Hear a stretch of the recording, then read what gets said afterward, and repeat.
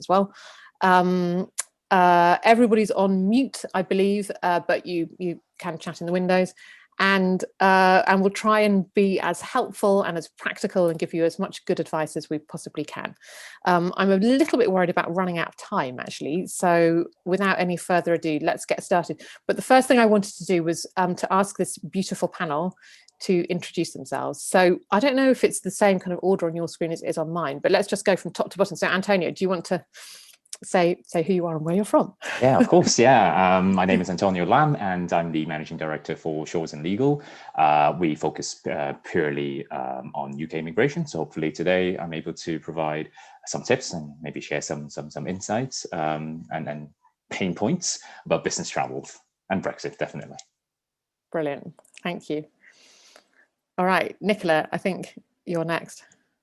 Perfect. Thanks, Sophie. Yes, immigration is my life. I've lived in Serbia and the US and Germany now for 12 years. And out of what my life is, I also make a living. So I've been in corporate immigration now for the last 8 years with the career stations in a immigration law firm, relocation agency, and a German retailer. And as of currently, I'm actually wondering where off to next. Dominic. Yes, thank you, Sophie. So my name is Dominic Koenen. I'm a partner at the Expert Management Group. We are a mobility consultancy in the Benelux countries. And for myself, I'm situated in the lovely city of Amsterdam. And looking forward to this discussion today. And of course, your first webinar under all immigration. So congratulations to you, Sophie. Thank you. Charlotte. Hi, I'm Charlotte Evans. I work for Siemens. I am a regional account manager for North Europe. So what that means is I work in a team of 5 other colleagues. We provide global mobility support. So I'll be adding that sort of business aspect from it. Thanks. And Soren, last but not least.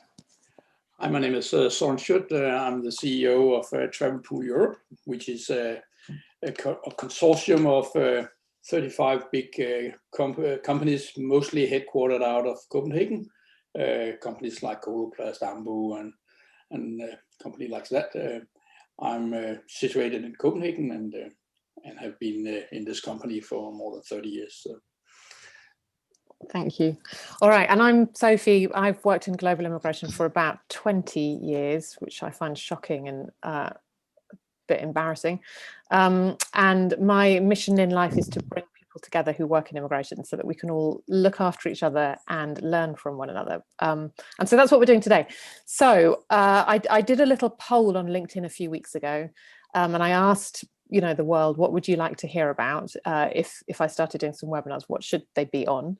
And everybody said Brexit. And then I thought, let's try and focus in on a few different aspects of Brexit. So I might do a few more looking at other kind of Brexit related immigration themes. But today we wanted to really, really concentrate on the one thread of business travel. Because business travel is something that used to be so easy between the EU and the UK. Nobody ever even really thought about it. But with all of the Brexit stuff that's going on, I actually think that business travel is probably one of the riskiest areas for companies and one of the most misunderstood.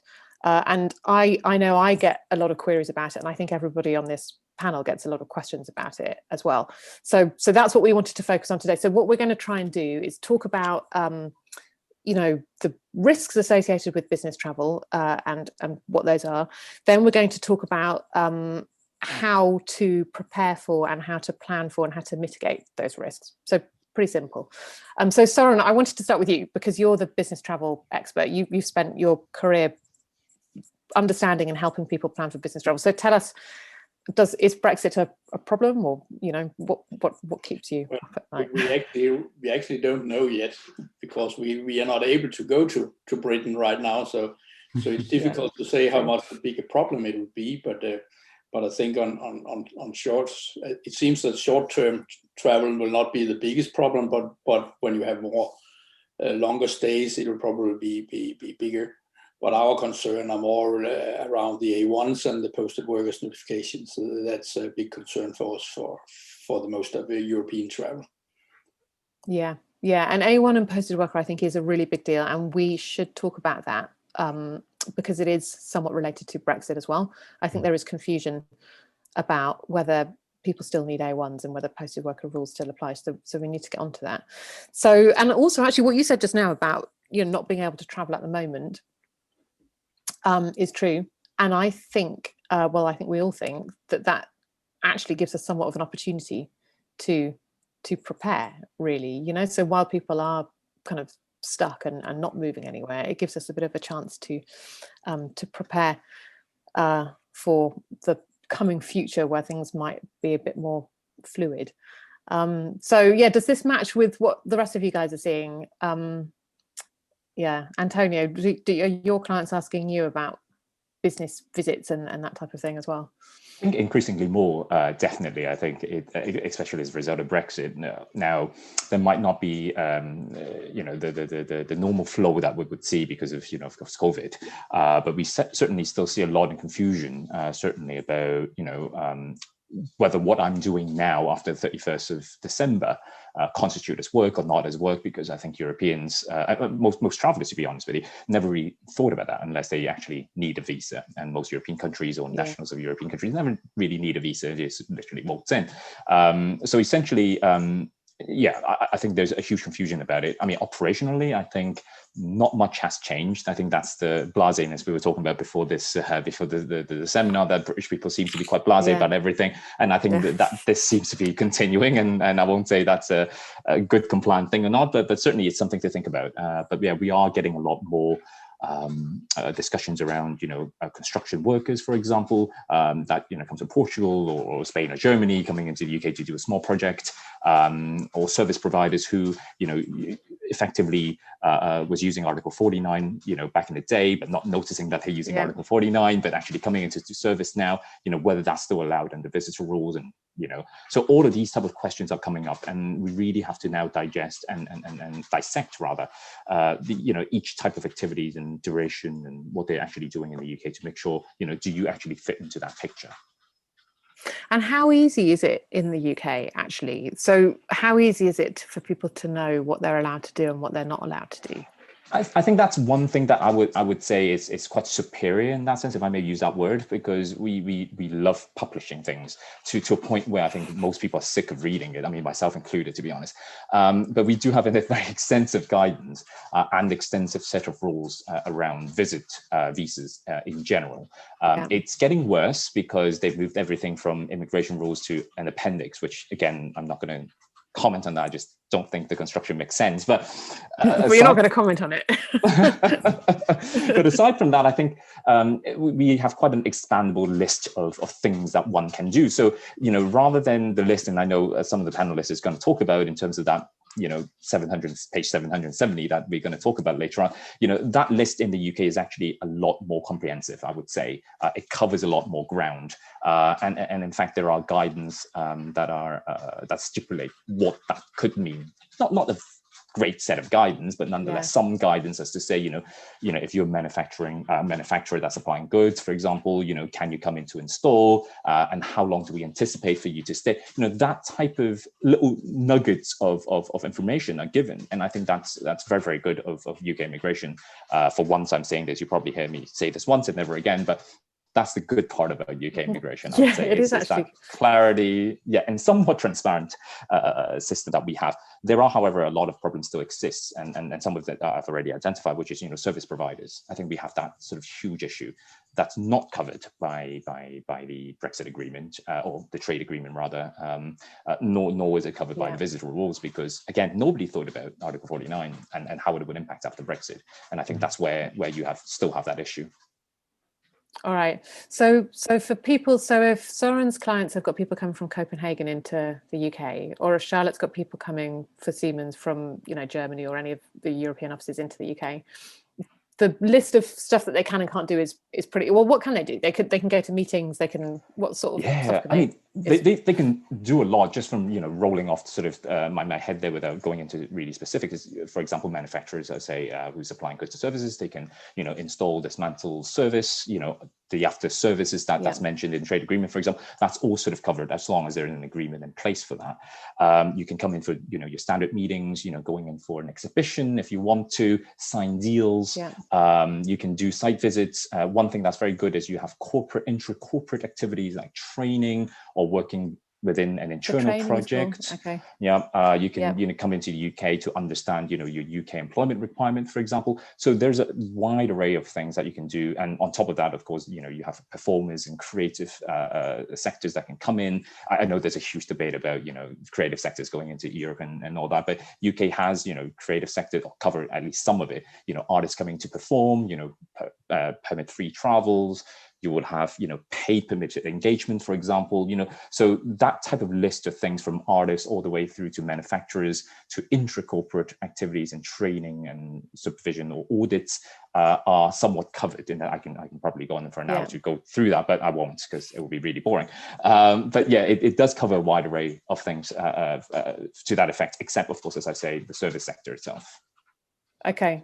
So into the UK, and the duration people are allowed to stay is reasonably generous as well, right? Yeah, I think that's a misconception but the correct statement at the same time.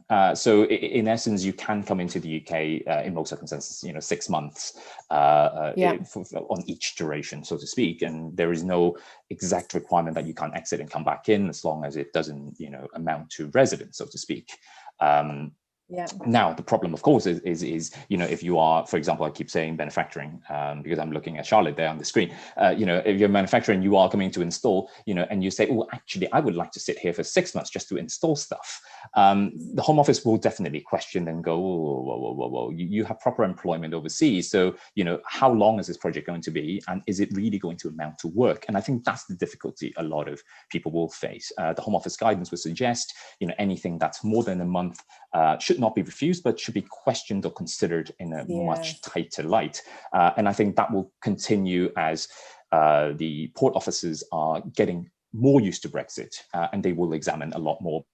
I say, operationally, it's a shock to most people because they now have extra work that they need to do. If they see a French passport, they now have to remind themselves that they're visitors, for example. So, so those are the things that I think will become tougher as they learn their actual own rules in regards to visitors, so to speak.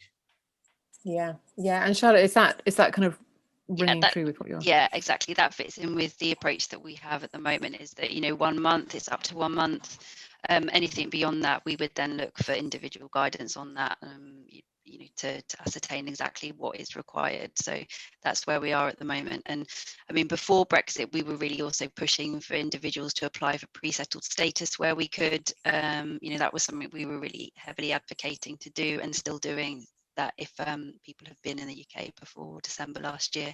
But as Antonia said.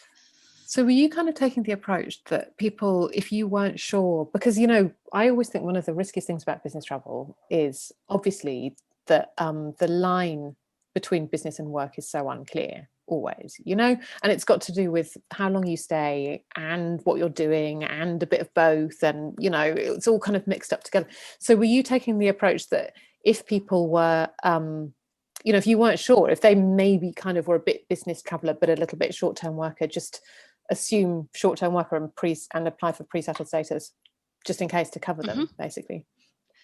Yeah, absolutely. And I think with Siemens, there's a certain understanding with our business travellers that that there can be some work activities, and we have a set of guidance with that. So I think people are used to having that approach. So us communicating pre-settled status, it gives us a broader spectrum of what people are able to do then without taking a risk. Yeah, and it's not too late to apply for pre-settled status, is it, Antonio? No, you can apply up till 30th of June 2021 for those who have entered the UK, or at least taken up residence in the UK before the 31st of December. It goes beyond that if it's Swiss nationals, of course. So for family members of Swiss nationals anyway. So that's a whole different ballgame, which is getting quite confusing. But the other thing I think people shouldn't forget is it may not apply in a lot of circumstances, but certainly frontier workers. Funnily enough, I saw it on your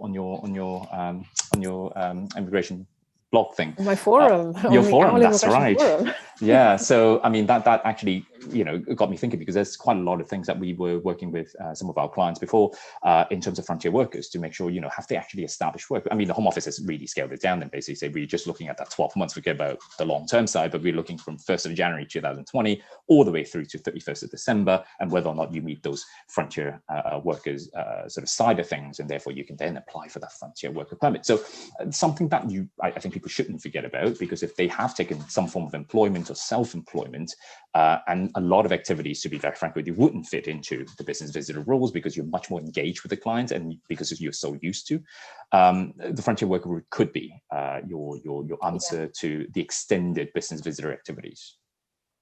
So are we saying then that for people coming from for EU national people who frequently come into the UK on business related reasons, which may or may not be a bit worky, that number one, if they were resident here before the end of December 2020, they should make sure to apply for their pre-settled status before the end of June.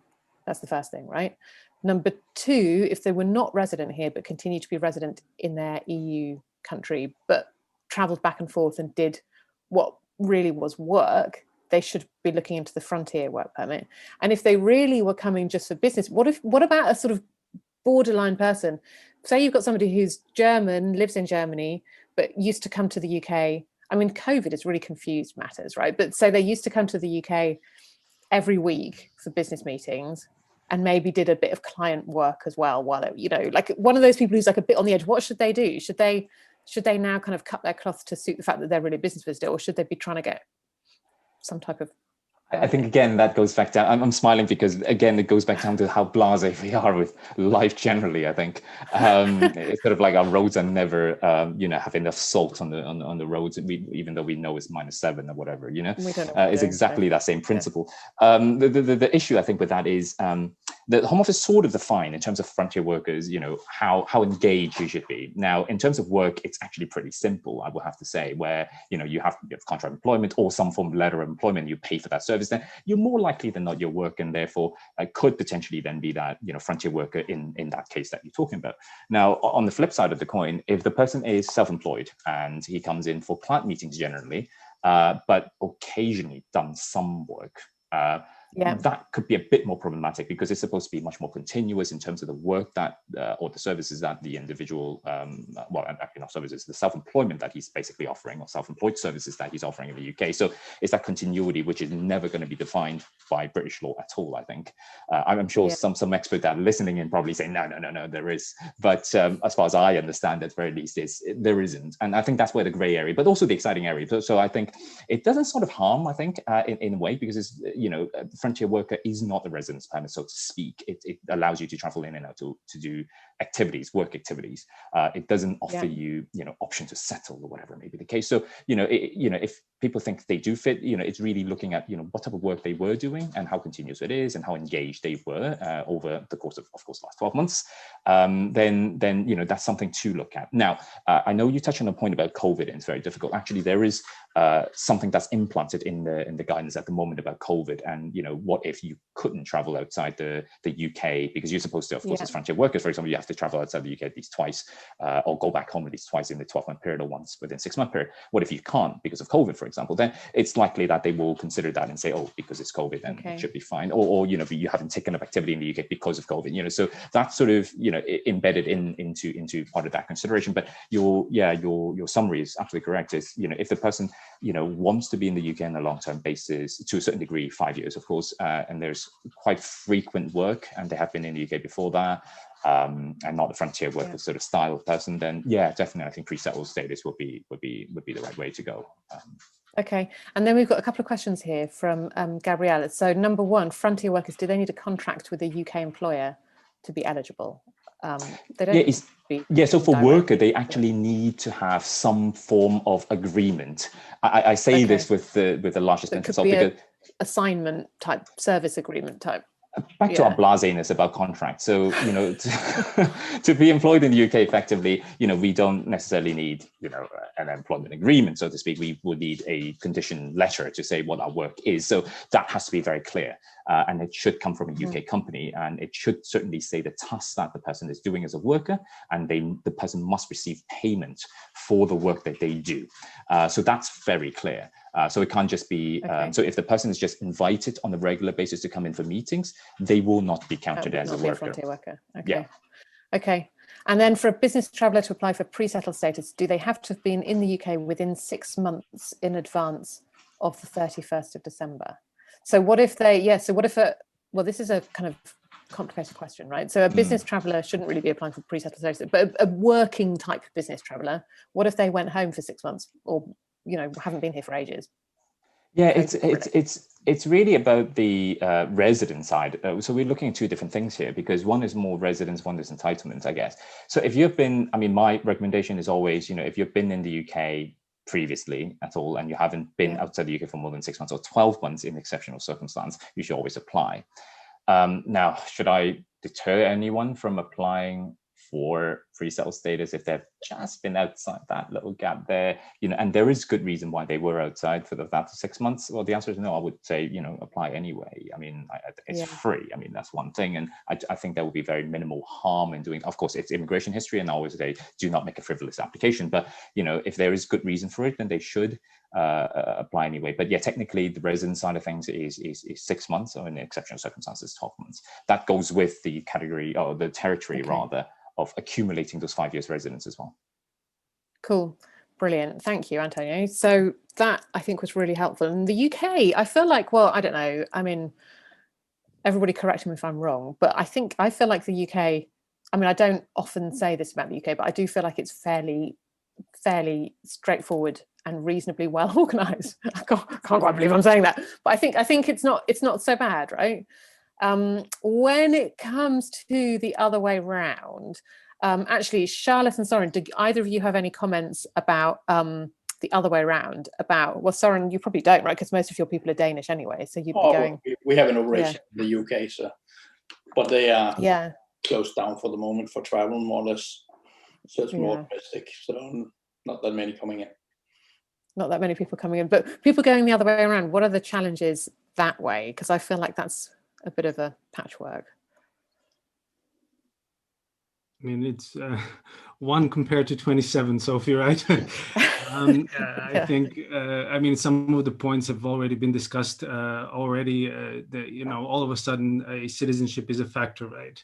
And so all of the things that we were not talking or thinking about before, now we need to do this. And for most of the EU countries, the UK nationals will now be seen as third country nationals, which means that the compliance levels that need to be checked are actually exponentially higher than they used to be. Whether we are talking about the travel in the Schengen area and counting your days, no matter what location and what type of travel you're doing, if you're going for tourist trip or a business travel, you need to count your days in the Schengen area. It's limited. Obviously, you need to talk, you need to think about different types of registrations, from the town hall registration to maybe posted workers notifications and, any such things, right? I think no matter, depending on the country combination, obviously you need to see, what are your risks, what are your volumes, and how to handle this year. Yeah. So I think, exactly, I feel like the whole 27 countries thing is a little bit of a nightmare. And we've just spent 25 minutes talking about the UK, just one country, explained by somebody who explained it extremely clearly and is used to explaining it many times to many people. I feel like when you get into the whole 27 countries, it gets exponentially worse. Because it's so difficult. So just for everybody who's watching, and I'm sure everybody knows this already, but in case you don't, the duration of stay limitation for UK people going into the EU is, for the most part, not completely, but for the most part, driven by the Schengen rules. Mm-hmm. So if you're going to a country in the Schengen zone, which is almost everywhere in the EU, but not quite, you are limited to stay for a period of 90 days out of a 180-day period, which is calculated backwards from the day on which you are there. And that includes, as Nicola just said, that includes visiting as a tourist, going to your auntie's house in south of France, business trips, and it's for the entire area. So if I go to Germany for a couple of weeks, and then I spend a month in Spain because it's nice there, and then I want to go and visit my friend Dominique in Amsterdam, all of those things are all together. So in one way, it's very clear. There is one rule, and there it is, and you've got to put up with it. But in another way, I really fear for UK people not. I don't know if you guys have some comments about this. I doubt very much that UK people really are understanding this and planning for it properly. You know. Well, if I may, you unmuted yourself. Yeah. Well, if I may, Sophie, I think in general, business travelers has been and will be for the time being one of the most difficult topics within global mobility for at least with our clients, and I expect for everyone who is attending this webinar now. And for a number of reasons. I mean, first of all, it's a definition. I mean, go and ask your clients about how they see a business visitor, what that actually is and what they're allowed to do. And you'll be surprised how many different answers you get. And they will probably tell you a different story on, well, our business visitors can do this and this and this, or well, our business visitors are in a policy like that. Secondly, clients often don't know where they are, don't have them properly on the radar, which makes it very dangerous of being in compliant very quickly. Thirdly, being compliant in a host country where you are as a traveler means that you are limited, exactly as you mentioned, in duration, but also in the activities. And if you look at it on an EU level, what constitutes a business meeting in member state A doesn't necessarily mean that it also constitutes a business meeting in member state B. Meaning that for the same activities, depending on where you are, it might be that just a business meeting waiver might not be enough. And in my opinion, one of the most difficult problems with business travelers is that the activities, the work permit waiver activities, are there by means of operation of law, meaning that you can't tick the box beforehand, or you apply for an immigration process or a work permit.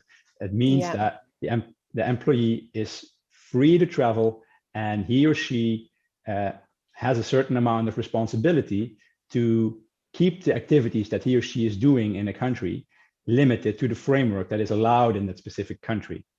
And we all know how easily you can tip the balance from just a business meeting to also do a little bit of working. And it will be checked on the spot by an auditor or an inspectorate, which makes it very difficult to prepare beforehand, or just, like an immigration application, just tick it off and so that an HR is, safe and sound, so that they don't have any worries on that. And that's the issue also for us as advisors, that, I mean, you can prepare as much a client as you want, but in the end, it all comes down on what he or she is actually doing and what an auditor or an inspectorate has to say about that. Well, obviously, and the Brexit doesn't make it easier. It makes it much worse. It makes it much worse. I mean, I believe Boris Johnson calls it the Christmas present to the country. And don't talk about Boris Johnson. He did leave expats and cross-border workers mostly empty-handed. I mean, because the free movement of persons, services and goods has largely stopped, or is at least not the same as it used to be anymore. And fun thing though, if I may tell, my first experience with Brexit was watching some video clips where we saw a few British nationals entering the Netherlands, and they were stopped at the customs, and they were taking away, get this, they were taking away their meat sandwiches because you can't import meat anymore.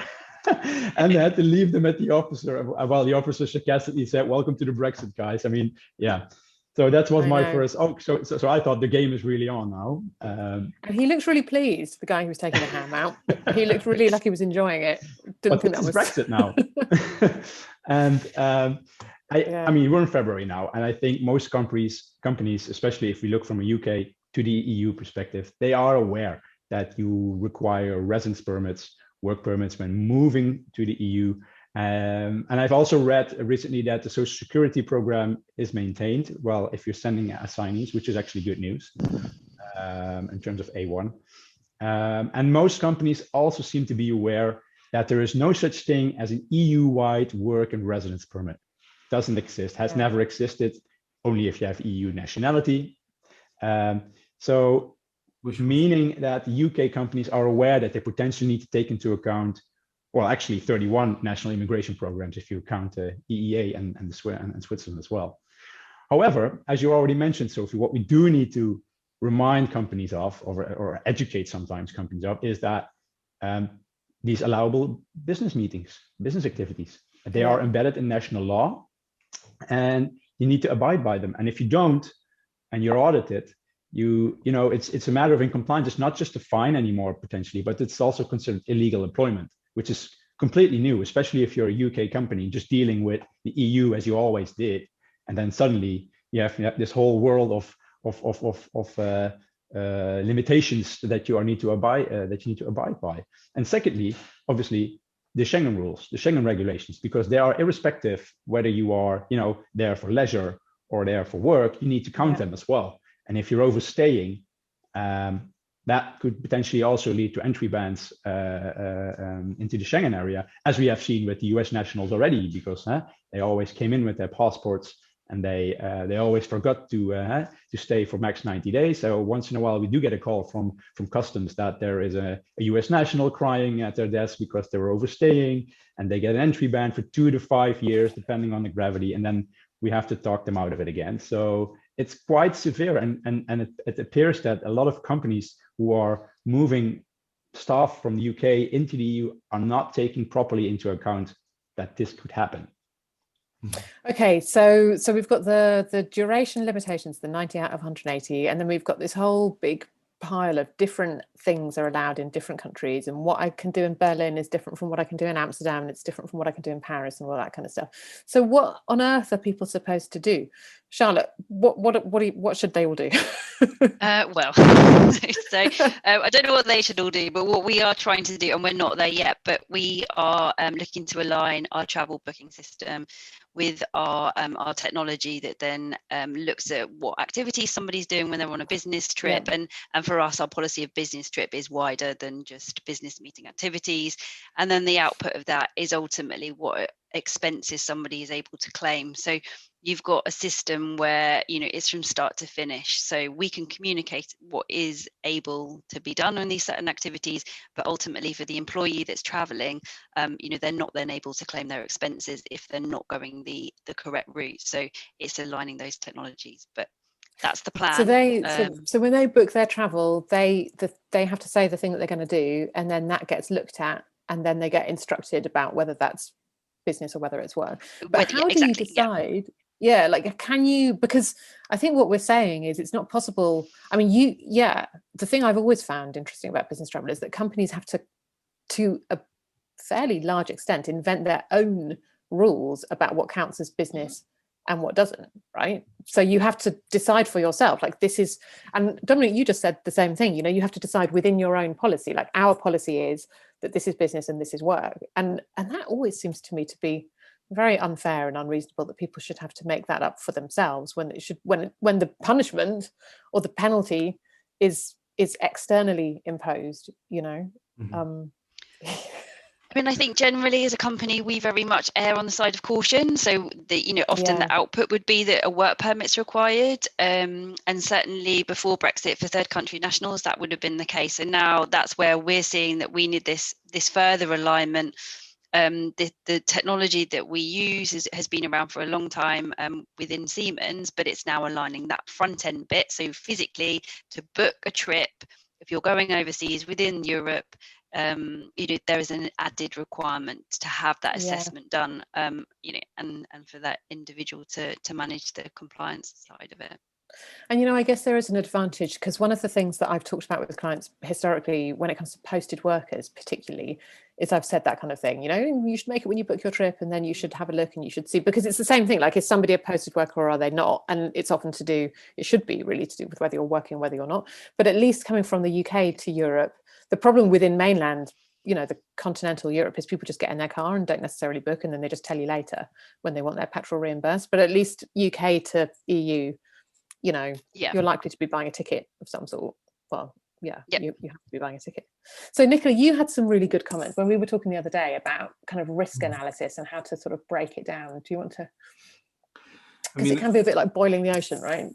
Obviously, I mean, I don't think that, to just come back really quickly to your point, I don't think that we are able to define ourselves what, what's considered, a business visitor and a business travel. I think that the law is pretty clear. It's just that it's, as we said in the beginning, 1 to 27. I mean, obviously, I think, and perhaps to get to Gabby's question right here, you need to, there are a couple of points that you need to consider and a couple of solutions that you can do. One is perhaps manual, and the other one is automation in every single respect. Basically, any company needs to sit down and talk to also the other departments, global mobility, to the other departments, and say, okay, what is our risk profile? Where do people travel the most? What is, what is the price of penalties and consequences for non-compliance compared to the cost for the automation, for example. So basically based on, and also based on the volumes, what are we talking about here? If you're talking about maybe 3 people in France every year, you are pretty much safe, so to say, in comparison to maybe volumes that are several thousands. And I think Siemens can, and Charlotte can definitely relate to that. But in general, I think what is available on the market now is also some compliance tools that can handle these kind of queries. In every respect of the word, I think we're talking about a knowledge database, an assessment tool that actually then, provided that the tool itself has also the risk profile of the company in it, sort of mirrored in it, then you can, based on that, make sure that you're compliant and that you're going to different locations compliantly, and that you've done everything that you needed to do from visa requirements and any registration requirements, posted workers, anything like that.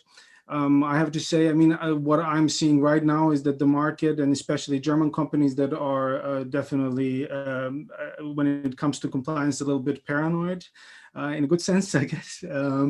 We are going in the direction of automating the procedures, and I personally like that because it gives you the overview of where the population is.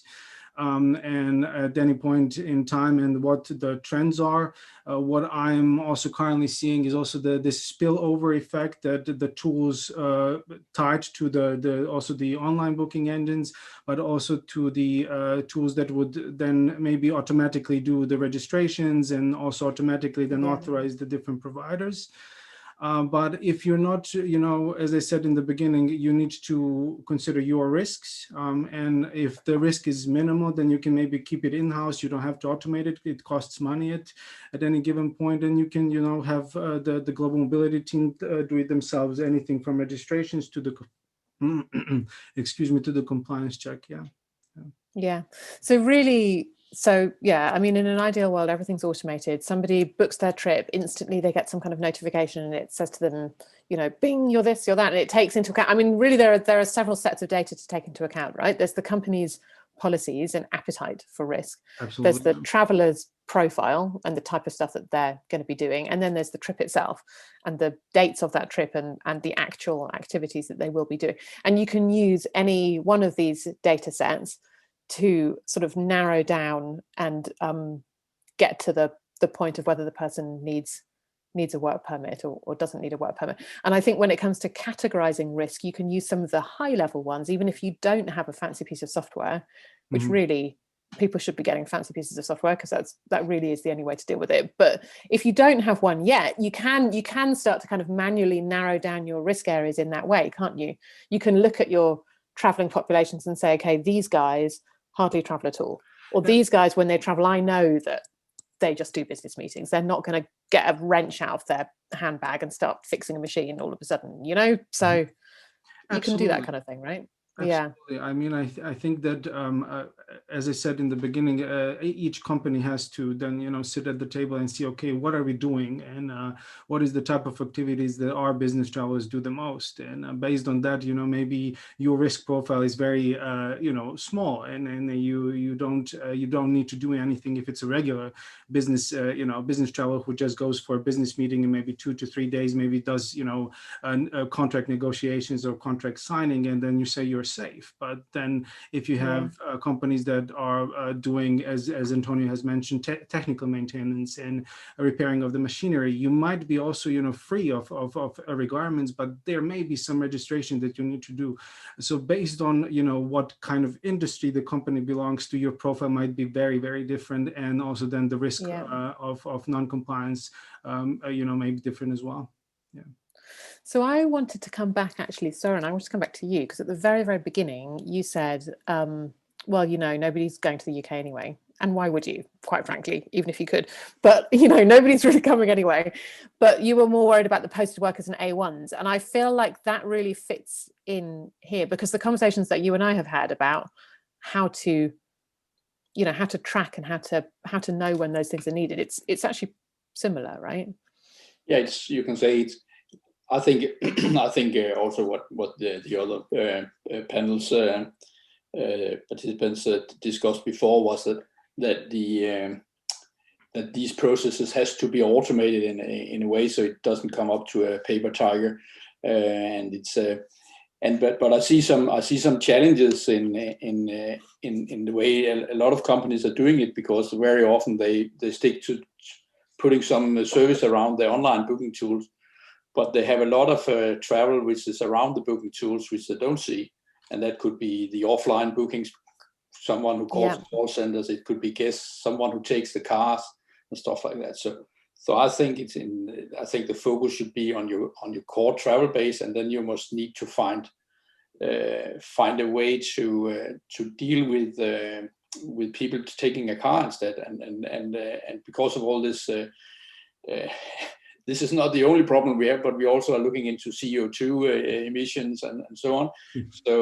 So now people are trying to take more cars within the first 500 kilometers of distance. Yeah. They take rail and stuff like that, and typically there we don't have the data. But that has nothing to do with Brexit. But when you come down to mid-Europe, that is becoming a bigger problem. But what we are doing in our company is that we are taking our core database from all the different countries and put them into one center, and then from that database we make annual applications for A1s, always a multi-country A1s for all the needed travelers, and have built a solution for that, so we can actually maintain who need it and get it automated. And if someone come out of these countries, we will update with the new A1s and so on. So that's how we deal with the A1s. So and that covers, you can say, both if you take car or if you take rail and so on, because you can do that more or less outside if you're traveling or not. When it comes to the posted workers, it's more you need to have the travel data and ask for an assessment from time to time. And that process we have built up with one of the providers who have a kind of assessment portal where you can do it together. What I'm a little bit worried about though on the Brexit stuff is that we will never ever know how many private trips people have made. Mm-hmm. Yeah. We can calculate the numbers of the business trips and how many, so we can see when you come from more than 30 days when you come to Denmark, for instance. But we will never ever find out if someone have been 2 months in holidays in Spain, because those data we don't hold. Mm-hmm. So I think and people are not prepared to, even if you have. I mean, there are plenty of tools out there where it can track you on your phone and stuff, but people won't agree to that kind of thing. I was actually talking to somebody in Denmark last year about exactly that. And he said, I'd like it because they, at that point, they had a rule that people who'd been to Sweden, to their holiday homes in Sweden, were not allowed back into the office because of the COVID risk. So he was like, I'd love it if we could track where people had been on their holidays. But clearly there's a massive personal data issue with asking people to, I mean, you can't just, you can't do that. But maybe they can get, maybe they can give trainings on Schengen regulations, awareness trainings in Schengen regulations, because that's what you in the have end to they do. will be stopped at the border. Yeah.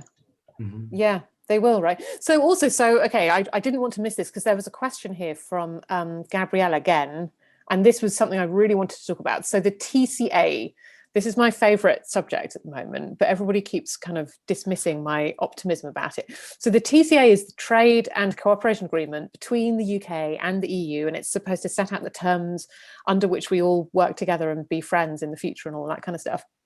And on page, so Massimo's in the participant in the audience, I think. Massimo, I can't remember what page it is, but I think it's 700 and something, 770 something, right? There is a list there of activities that were agreed in the TCA to constitute business or to be work permit exempt. And I got all excited about it because I thought, well, maybe this means that now, you know, all the stuff we've been talking about, how impossible it is to know for 27 countries, or for 31 if you count the EA, you know, how impossible it is to know whether the thing you're doing is business or work. I thought, and you know, Soren, it would work for posted workers as well, right? Like if you suddenly have a definition of what is work and what is business, then genius, like, isn't that great? And I got all happy about it. But then you guys were telling me, you know, you think no. And actually everyone I ask is like, not so much, you know. Welcome to our dysfunctional EU family. I think, you know, I think, you know, it's good, and when it's written on paper, and when we, you know, we're going into the direction, at least agreeing to different things. But even within the trade and cooperation agreement, you have the, you know, non-conforming measures. That means that each and every country then reserves the right to, you know, further define what constitutes a business trip and what's a short-term business traveler and what's an intercompany transfer and the like. And then, you know, we're talking about also the transposition of this into the EU law, and the you know, also the understanding within the national scope.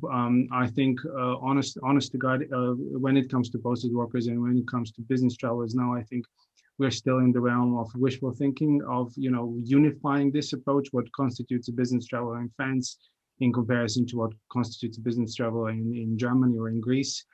So, I mean, I think, you know, the agreement is great, but there is still much more thinking to do about this. And I think one of the reasons we all have jobs is because, you know, it's not that easy. So we're working within a complex legal environment, and I think that this trend will only continue to be like that. Yeah. So you think no, and you know, this does seem to be. I got even more excited about it because Massimo was saying that, you know, that Belgium has actually. I mean, so obviously, what's written in the trade and cooperation agreement then needs to be put into national legislation to work. You know, and he had been saying that in Belgium that had happened. I thought, oh, well, you know, that's exciting because Belgium's usually, you know, sorry to say, but bit slow with these things. So I thought, well, if Belgium's doing it, but Dominic, you're sort of shaking your head and laughing at me. Well, yeah. Well, first of all, on the TCA, I think first of all, yeah, you're right. It's slowly cascading into, you know, national legislations here and there, and hasn't really fully crystallized yet, and the dust hasn't settled yet. And actually, the TCA is only provisionally applied now. It still needs to be approved by the European Parliament, although can't say that they. I don't expect them to reject it. But having said that, well, to be fair, it does provide some protection for short-term business travelers, and, you know, individuals performing company establishment activities, and also for intra-company transferees. For instance, I mean, there are no limitations such as quotas or economic needs tests for individuals to enter as business visitors on a general note. So that's really good. And I also I'd like to see it as a framework, the TCA, and in that framework, a certain set of activities you can perform. So it's a starting point. Yeah, they listed them. So they haven't really defined it on what it really is, but they have at least, you know, give us some guidance. So for instance, you can do meetings and consultations. But again, if I'm going to ask all the people here in the audience, what is a meeting and consultation, I'll get 100 different answers again. But again, I know. And what is your job? Like my job is just meetings and consultations. You know, what is that? So, what are you doing? Are you doing yeah. emails, or are you actually consultations? Particularly is a bit sketchy. Yeah. But yeah, but you have a whole list there, and the list is a little bit more exhaustive than you would see in some of the countries. So some countries have a very broad concept of business visitor activities that are allowed, and others don't. So with this overarching framework, it's a good start. I mean, you can also do waiver activities on the research, training seminars, trade fairs, sales and after sales services. So that's really nice. So you can have a look at that. But as Nicola also correctly mentioned, is that there are member states who have already imposed non-conforming limitations and country-specific restrictions to these exemptions. So we can't just take this for granted, and we still have to look. Our clients still need to see, well, if I'm sending someone to that country, is it a business meeting, or does that country have a non-conforming limitation in there? Yeah, you're right. You're right. So I can give you a like everything example. in the EU, it's like the blue card all over again. It's like, here we're going to have a work permit that works for everybody, and then everybody does it a bit differently. And the whole list is there in the annexes, so it's not. So indeed, you can have a look at it. I see my colleague Massimo already noting that he's never going to look at it, but please do, because you probably need it if you want to make a plan. Just to give you an example, if I may. So for after sales and after lease services, think about installing, repairs, maintenance equipment, these type of things. This should be allowed under the TCA for a max period of 90 days in a 180-day time frame. So you think, okay, that's cool. I sell my product from the UK into the countries, and then I'm going to send my staff to do the equipment preparations as well. Well, hold on. Cyprus and Czech Republic, for instance, already announced that a work permit is required beyond 7 days in a month, or 30 days in a calendar year. So there you go. And then Finland already said that there has added another limitation. Well, they say, well, depending on the activity, a residence permit may also be required. So depending on the activity. Yeah. So we don't even know what that is. So depending on which country you are going to, you might want to have a look at this, or talk to your advisors, or at least, as we talked, start planning first on when you want to tackle business travelers. And as I began earlier, this is a very difficult topic, and it now has suddenly become a very difficult topic for UK companies moving people into the EU on business. So that's why we're talking here, and that's what it makes extremely difficult to suddenly deal with that. The US nationals already have to do it. I don't say they do, but they have to. But for UK, this is completely new. It's completely new, and it's worse because we're so close, and we're so much more likely to be on holiday as well, and to have used up some of our time period. So Chris has got a good question in here as well, and I think we have time for it. I think we have time. So this is about technology being applied by EU border authorities and how joined up it is. So when your passport gets swiped at one of those clever little e-gates or by the person in the box, what happens with it? Does it get joined up? If I come to Amsterdam having spent 3 months in France, are they going to know? I think I've seen this question. I think it's extremely good. Thanks, Chris, for this. I think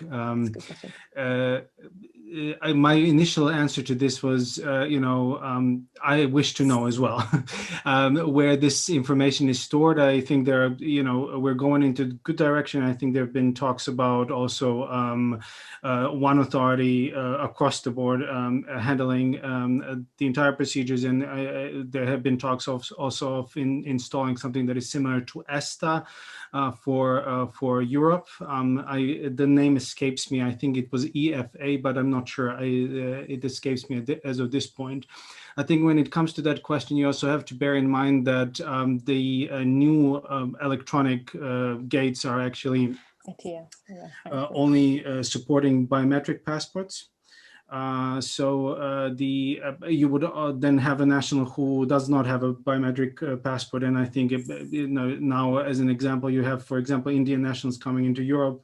They need a visa, but you also have other nationals, for example, also the US, as far as I know, still does not have biometric passports in the sense of what we do in Europe. So how do you track this? It's you maybe scan it, but if it's made out of paper, you may not be able to do that. So it's a very good question. I think we are not there yet. I think you have to also remember that not all countries of the EU are in the Schengen area, and so you always have to consider, like, what are we talking about? Who is allowed to stay for more than 90 days, and how do you track that? A very good question, but I think one thing you have to be aware of. It is being tracked, I believe, but I'm not sure if Søren, what were you about to say? I was just saying that they track all the airline data.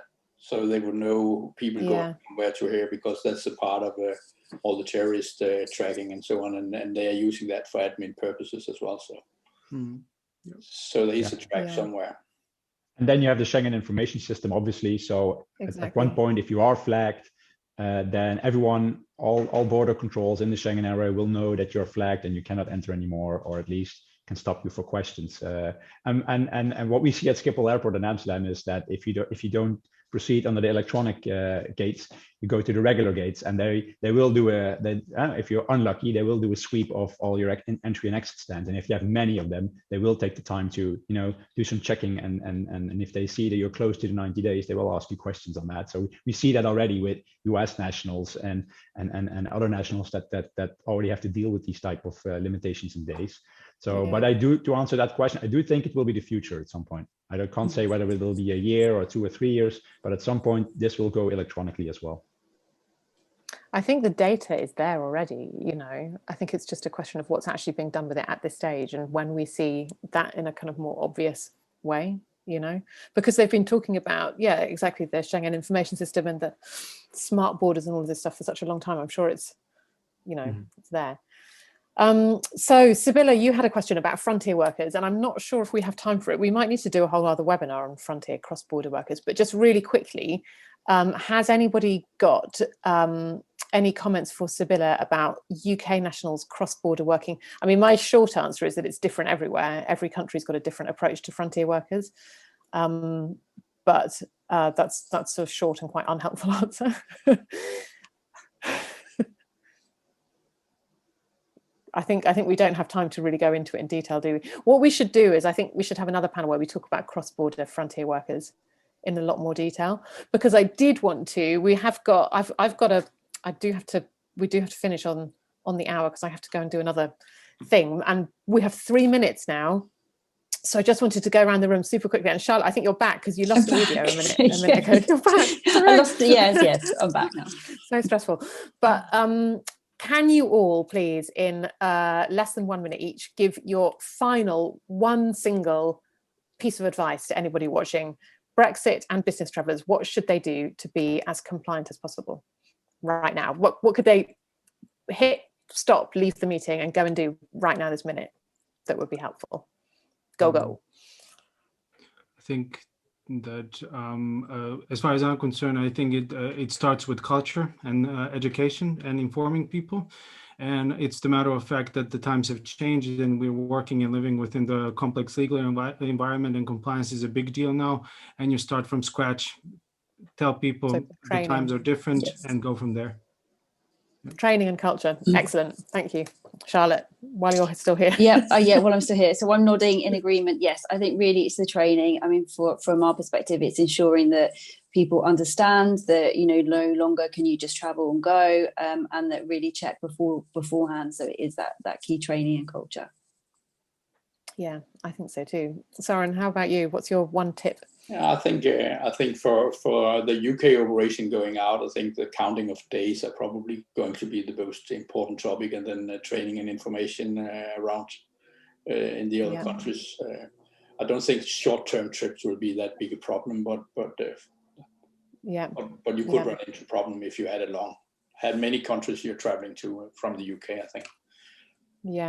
Yeah, I think so too. Antonio, what's your advice? I agree with all of that, but also I'd probably say understand your workforce as well and your workforce activity. Every company knows, not precisely, but certainly generally what your guys would do overseas. And I think if you know what they are, then you can plan it better, and then you can educate better. Yeah, I think that's a really good one. And then Dominic, what's your? Well, I fully agree with my peers, so I have nothing to add. So I would like to close off with a fun fact for those who come to the Netherlands, perhaps, if that's all right, because there is a Dutch immigration attorney who has found out that there is still a Dutch UK trade agreement from 1837 between King William I and Queen Victoria, and it fell into obscurity when the UK entered the economic community. But it was never abolished, and it means that it's still there.